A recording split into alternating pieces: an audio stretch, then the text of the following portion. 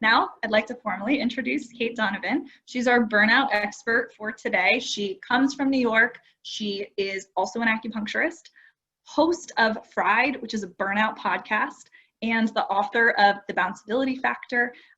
So excited to have you, Caitlin. Thank you so much for being here. Thank you so much for having me. And I loved reading through these places on the side where everyone is coming from.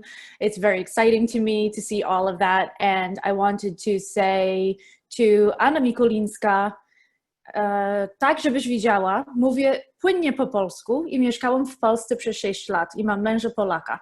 So just so that she knows that. Okay, this one couldn't get any better.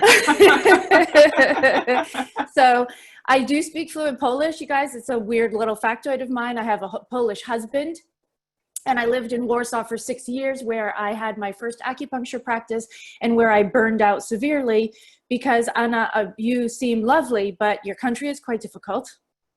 So that was part of my initial burnout story. But I did spend 12 years in Europe altogether. After Poland, we were in Prague for a few years. So I had quite a long European experience. But anyway, we're here to talk about burnout. And I think we were starting with a poll. Is that correct, Katie? Can you bring up the poll for us, please? Which of these burnout myths has had the biggest impact/influence on you? The belief that burnout is irreversible, the fact that only weak people suffer burnout, that burnout isn't even actually a thing, or that you didn't know it really happened. Let's see what comes up. We'll give you guys, 60 seconds or so to click on a button here.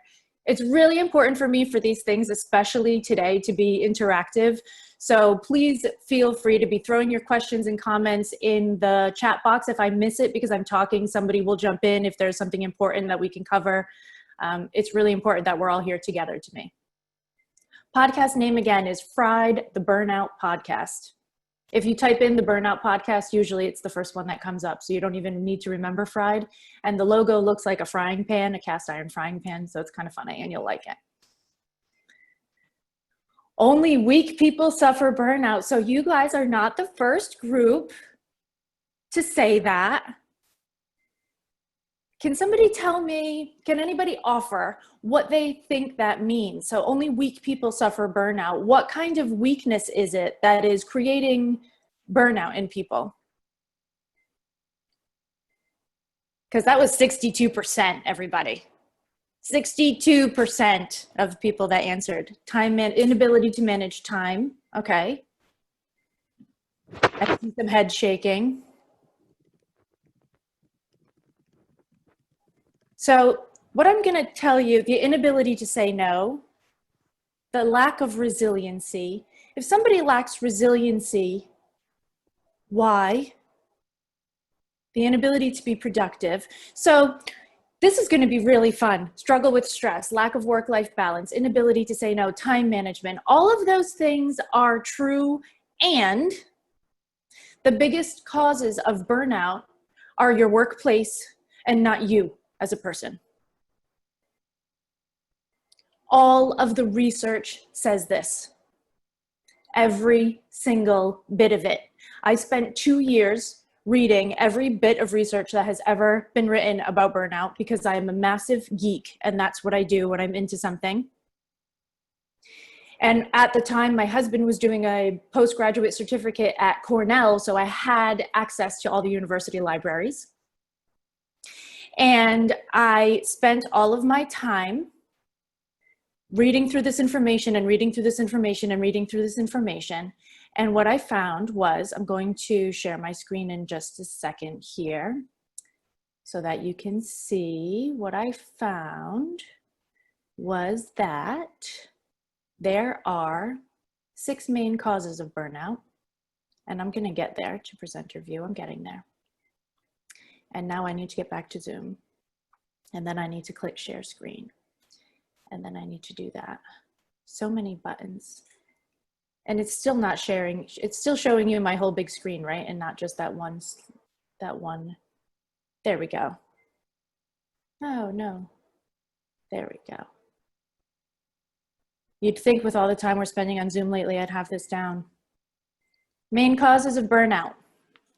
Workload given to you by your boss and management, your leadership. A lack of control because your leadership does not trust you, right? If you are not given some sort of authority over how you spend your time and your day and your energy, you will feel like you are lacking control, and this will lead you to burnout.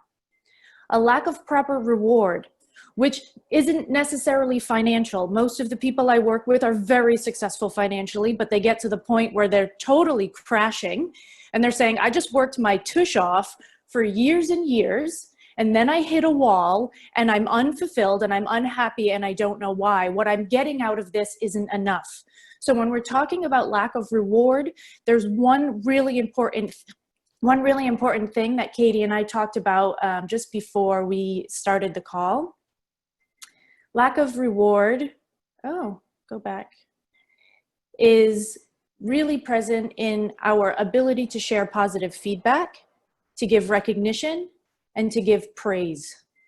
So this is how we get feelings of fulfillment, right? And there's this belief in the world of life coaching and in the growth mindset business features that if you have enough self-confidence and self-worth, and if you can build yourself up enough, then you don't need anybody outside of you to tell you that you're great, because you know that you're great from the inside, and that's what matters. And I'm here to tell you that that's crap. Everybody needs to hear from the outside that their work is valued, that what they've done is recognized, that they are valuable as people, right? The next cause of burnout is a lack of community. So this often happens with the last cause, which is a values mismatch. When a company culture has very clear values on paper that do not translate into action in the company, we find a ton of burnout, because communities are formed around shared common values. And when we don't have that, everybody feels alone. And when we feel alone, we dissociate. And when we dissociate, we burn out. And the last factor is a lack of fairness, right? Everybody's experienced this at work, that the person that's not really deserving of the recognition is getting it more than you are. I see a lot of heads shaking at the moment, right? So these are the main causes of burnout, and these all have to do with the workplace, not with the individual. This is really important as we talk about what happens when we go into the remote workplace. How much more frequently are we taking on more workload because we're afraid that people can't see how much we're getting done?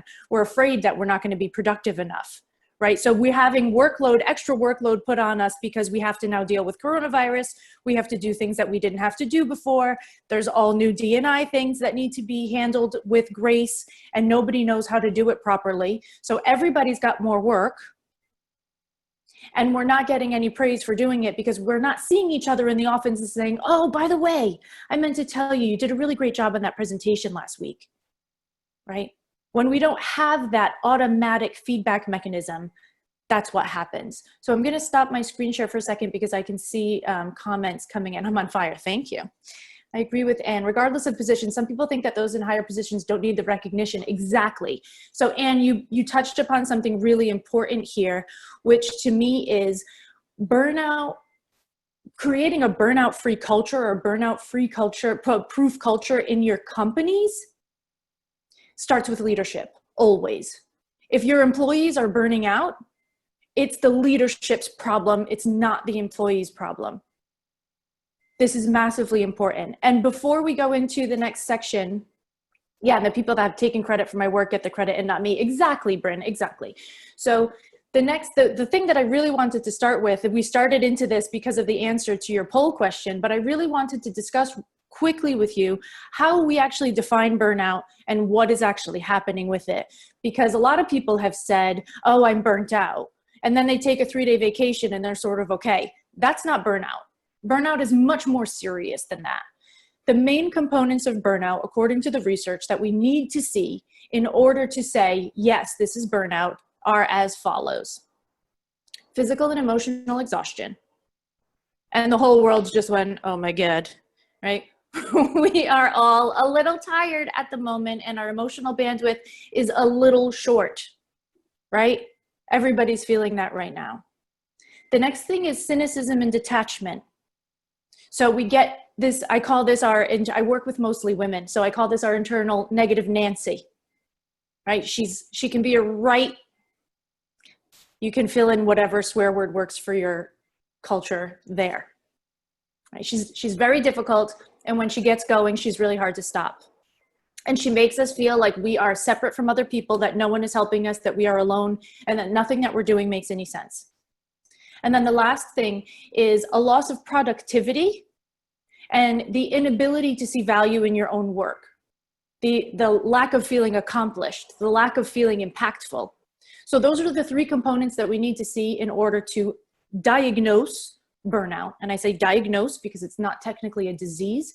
It is an occupational hazard, according to the World Health Organization, which, what is that? Oh, I don't even know what that means, but that's how they label it, an occupational hazard. So those three things need to be in place. But if we just take the first one, if we just take physical and emotional exhaustion, what does that mean?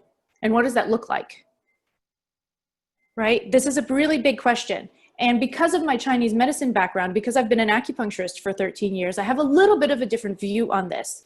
To me, the physical and emotional exhaustion will come up differently in each person based on any lack of integrity or weakness in their own particular bodies or constitutions. So for instance, if I was in a car accident at the age of 12 and I got whiplash, my burnout will likely lead first to neck pain before other things, or headaches or something like that before other things, because there is an inherent lack of integrity or weakness that's present in my body, and burnout will attack that thing.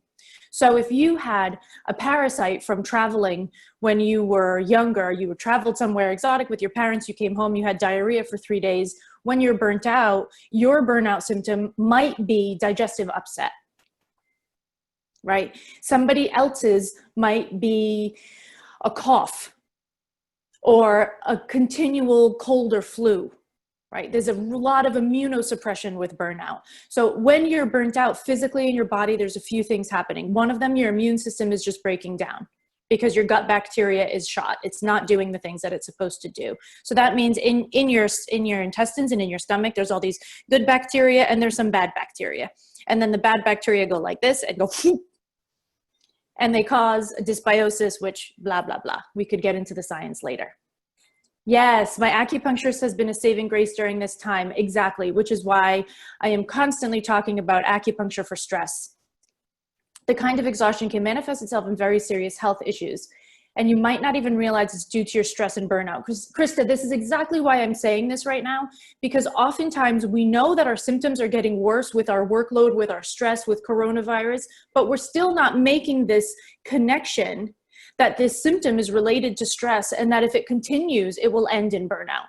We're not making this because we're not taught this. We don't know how to do this. We don't know how to listen to our bodies because it's not an education that is part of our schooling or our lives. Constant brain fog and inability to focus is a massive burnout symptom.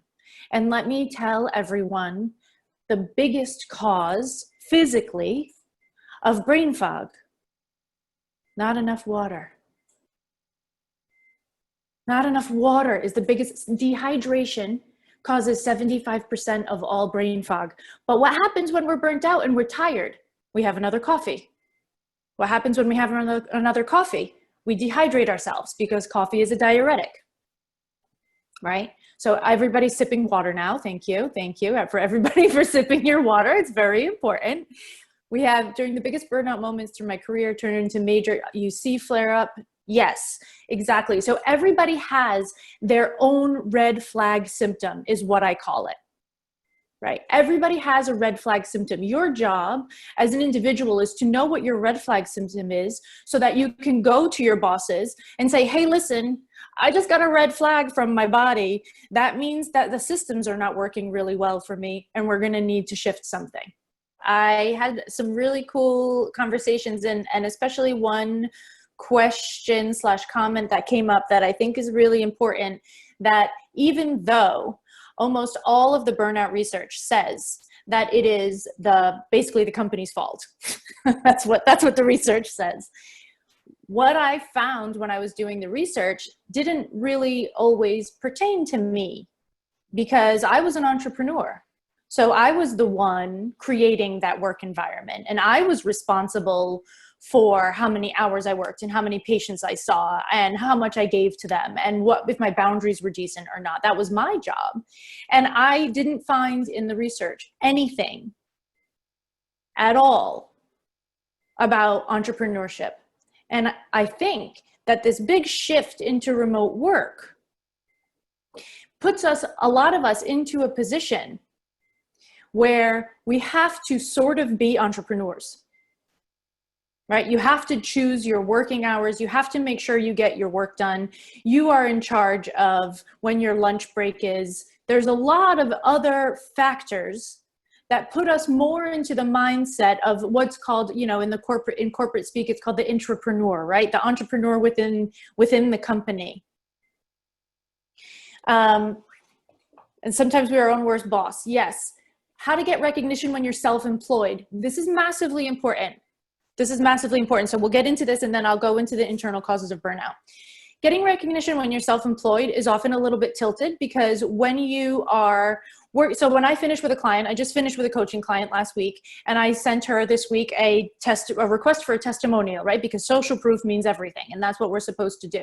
So I sent her a request for a testimonial, and she's going to send it back, and she's going to tell me that I did wonderful things, but I already know she's going to tell me that I did wonderful things because I'm asking her for a testimonial, and that's everybody knows what the deal is. There's this underlying agreement that she's going to talk about the things she liked, right? This is kind of how it goes. So for me, getting recognition when I'm self-employed means being involved in networking groups, means being involved in masterminds, means having a coach, means being in a group with other coaches. I have to have a community outside of my work that will recognize my wins, right? This is about creating a community as an entrepreneur and making sure that you have other entrepreneur people in your crew that understand what you're doing, right? So it fulfills the community need and it fulfills the reward need. So that's a really great question, and I'm glad that you asked it. And now I'm going to the main causes of burnout, the external ones we already went over. And now we're going to do a really quick fun time with the internal causes of burnout. And I just need to work all these things again because I don't know how.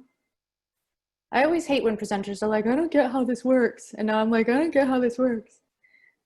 All right, so we'll share this. Zoom keeps releasing new features, so no worries. It happens to all of us. Thank you. And now I have the wheel of death. Okay, good. All right, internal causes of burnout. Now we can all see this, correct? All right, so lack of boundaries. When I say lack of boundaries, the thing that I found in my research when I was digging through everything, this is not about assertiveness. I grew up in Massachusetts. I'm in New York now. I grew up in Massachusetts. I've lived all over the world. I thought that I had good boundaries because I was assertive. The lack of boundaries comes into play when you consider yourself a good person. When you consider yourself a good person, you tend to do more than what is asked for. You give people more than what they need. And you are inserting your help into situations that it isn't actually needed in. So this is the person who every single time there's a meeting and somebody says, well, this needs to get done. They're like, oh, I'll do it. I have the time. I'll figure that out. Like, no, stop volunteering yourself. Just stop it. This isn't about saying no. This is about not saying yes. And this is about not offering solutions to problems that you're not involved in. This happens most frequently in the family. and then carries over into the workplace. So for instance, this is something that I always tell people. My husband, like I mentioned before, my husband is Polish. He has a little bit of a temper sometimes. He's much calmer now that we're in the United States. In Poland, his temper was much worse. And he was in the guest room, in the computer room, at his office. We were still living in Prague at the time. And I was in the other room, I was getting ready for work, and he slammed his hand on the desk and swore in Polish. I won't say it, but he swore in Polish. And the first thing I did was, because I'm a helper and I like to make sure everybody's happy and I want to manage his emotional state for him. What did I do? I went and I restarted the Wi-Fi because I assumed that he was mad because the Wi-Fi went down. I didn't ask him if the Wi-Fi went down. I didn't ask him what his problem was. I didn't ask him if he needed my help. All I did was assume there was a problem, assume what the problem was, fix the imaginary problem, all because somebody else's emotional state is uncomfortable for me. I didn't do it to really help him, not really. I did it because I didn't want to be in his anger soup, right? So I wanted to solve the problem, to create some sort of peace around me. So the lack of boundaries is about being a good person. I call this good person syndrome. My husband calls it Mother effing Teresa syndrome, right? This is about being a people pleaser. This is about your ability to feel valuable when you're not productive and not helping. This is about your children saying from the other room when you're in the middle of a meeting that they're hungry and getting up uncomfortably from your meeting to go make them a sandwich, even though they're 8 years old and they can scramble a damn egg. The lack of boundaries is really important. I have entire workshops on this because we could talk about this for about 3 hours, because we need to unwind this need to prove our value by servicing everyone all the time. It's not your job. I have a theory that's called the knot theory. And what I want you to imagine is that there's a big net that covers the whole entire world. And on top of each individual person, there's a knot. Your job while you are here is to maintain the integrity of your knot. And when you stop to go check out your neighbor John over there and fix something for him, what you're doing is abandoning yourself, and you're making it more difficult for everyone that has to keep their knots together around yours. So get back to your knot and take care of your own stuff. This does not mean that you shouldn't ever help people. There are rules for helping. We can go over that. But it does mean that you shouldn't overgive to everyone all the time and wear yourself out while you're doing it. There's a lot of comments coming up, but I can't see them because my screen is open. I'll go through this and then I'll go back through them, okay? The next thing is a negative mindset. And this is one of those factors that is a cause of and symptom of burnout. So it gets stuck on a cycle. When you're burnt out, one of the things that happens is you lose brain cells in the front part of your brain and in the back, but the front part is the more important part for this.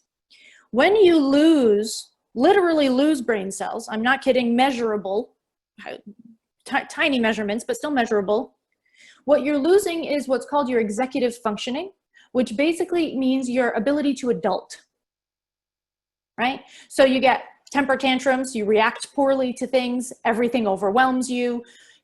When you have a strong emotional reaction, you lose your ability to filter it through any sort of emotional maturity. So this is both a symptom of and cause of burnout. That's really important. Perfectionism, this is what came up in my breakout room, right? Perfectionism will lead you to burnout every time. This goes into the lack of boundaries. Those things go together, obviously. And all of these things come together based on past trauma. Now, we like to think of trauma as big T trauma. Big T trauma is the big stuff. You grew up in a war zone. You had, these big, major, extra things. But there is such a thing as little T trauma, which is just as damaging and mostly overlooked. So little T trauma is you were 6 years old, you were starting school, you got into the line every day at school, and a kid with a red backpack pushed you out of line every single morning for the entire year. Now it's 20 years later, 30 years later, you don't even remember the kid with the backpack. with the red backpack. But when you are walking down a street and you see a red backpack, your body responds to it. And you start to have a cortisol reaction, a stress reaction in your body. And there's a million factors like this that happen in our day every day. So if you constantly heard when you were a child that you weren't good enough in one way, shape, or form, when you get feedback at work, it will trigger that past trauma and lead you to emotional reactions that feel unreasonable to you, but you can't help but have them. Also, those past traumas lead you to creating coping mechanisms such as people pleasing and perfectionism. That's where mine came from. My father was a drug addict when I was a kid. He got sober when I was 6. And when he left to go to rehab, I decided that all of the mistakes in my family had been used up. I was 6. So, maybe I didn't have the best reasoning powers at the time. But I thought every family had a limited number of mistakes, and my father had used them all. So now my job was to do everything right all the time so that I wouldn't cause any more problems because we didn't have any left. Right? So I created this functioning of perfectionism because I thought it would protect me. And it probably did for a long time. I was praised for being the smart kid. I was a competitive gymnast. I was the captain of the field hockey team. I got into Boston University and got almost a full scholarship to a pre-medicine program. I did all the things and I got the rewards for them. So I continued this coping mechanism into my adulthood because it worked until it stopped working. Usually Chinese medicine says that between 35 and 45, our coping mechanisms that we created in childhood stop working. And this is when we burn out the most frequently, right? So people pleasing and low self-worth, all of those things are tied into, again, past traumas, lack of boundaries, perfectionism. So I'm going to stop share now so that I can get back to everybody because there was a lot of comments in here. All right. Inserting your help. There's a great phrase. Yes. And I talk about that a lot on the podcast and a lot in almost everything that I do because it is one of the biggest components to burnout that I find internally, not the external factors, but the internal factors. Like, let me just prove to everybody how helpful I am so that they'll love me and so that I will be valuable. Truth, I wash a lot of dishes. Is this the same or different from servant leadership? Rachel, if you could tell me what you think that servant leadership means, then I will have a clear answer to that question. In my view, the servant leader is trying to get to a point where they are not needed anymore, so they should always be looking for ways to avoid. Let's see, prefrontal cortex. Yes, thank you, Elzo. It is the prefrontal cortex, but I don't always say that because not everybody knows that. I'm not thrilled that I'm checking all the boxes on these internal causes, Scott. That's what I exist for. So don't worry about it. We can help you with that. The little T trauma. I'm currently reading The Body Keeps the Score. The Body Keeps the Score is the best. The Body Keeps the Score is the best. It's a book by Bessel van der Kolk, and it talks about the effect of trauma on the brain. I don't remember if he talks about little T trauma in that book, but in the book, The Transformation by Dr. James Gordon, he does talk about little T trauma, so that's another one that's worth looking into. How do you appropriately and tactfully approach conversations around burnout with an employer, ideally in a way that fosters change? It seems employers find time off as a solution to burnout, unfortunately. Yes, of course. So I only have a couple of minutes, so I'm going to try and jump into this quickly and succinctly. They need to know what the effect is on you and on the company. So unfortunately, what I see is that your overall well-being only matters to them on paper because it's supposed to. You know, my sister is the chief people officer for a very big company, so we talk about this a lot. And so in a way that it fosters change, we need to be providing them with the information that says anxiety, depression, and burnout are costing United States companies alone $300 billion a year. Right? What? That's crazy. We need to talk to them about numbers. We need to give them the facts. We need to be willing to walk away from our jobs, which is not always an easy thing and is not always possible depending on your financial situation. I understand that. But we need to have walking away points because people don't take us seriously because it's not always that important to them, especially right now when we're remote. When they can't see you and walk by your desk and see that you have giant bags under your eyes and you feel like a pile of garbage, if they can't see that, it really doesn't matter. So you have to pull it up in a way that makes it clear to them that there is an actual cost to this. Workplaceless just actually released the remote workers X amount of pages questionnaire survey that you guys did, which is excellent, and I think everybody should read it. And on part of that, it says that 75 to 90-something% of people are asking for more one-on-one support, right? So if that's what you need, then you need to say that, and you need to prove to them why that expense is important. And you need to do it in numbers most of the time, unfortunately. Yes, the remote work training report, it's so good. It's really, really important. So I think that I could have really spent the next 2 hours going over more of these things with everyone. I tried to smash as many things as possible into an hour, but we do have a few minutes before a minute or two before we wrap. So if anybody has another question, please throw it up as quickly as you can type. No pressure. I tried to give you as much as I could. Good, good, good. I'm so glad. You're welcome. So the things that are important to remember as we wrap up are this. Burnout always has internal and external causes.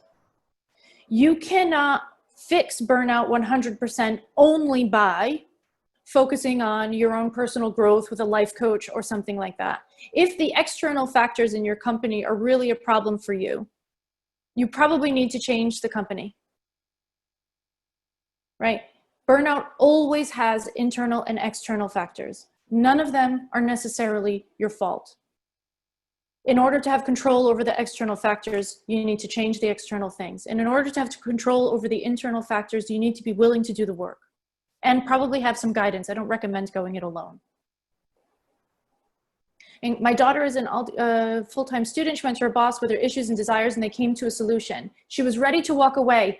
Every big negotiator in the world, my husband has studied with the top negotiators of the world. The only thing that they say is you need to know what your walk-away point is. If you're not ready to walk away, there will be no negotiation. It won't happen. Not in your favor. All right. That was so fun for me. I hope you got everything that you needed from today. And if you have any follow-up questions, please reach out to me. I love LinkedIn, so please feel free to connect with me. I will accept all of you, except if you have really creepy profile pictures, then I might not. Just kidding.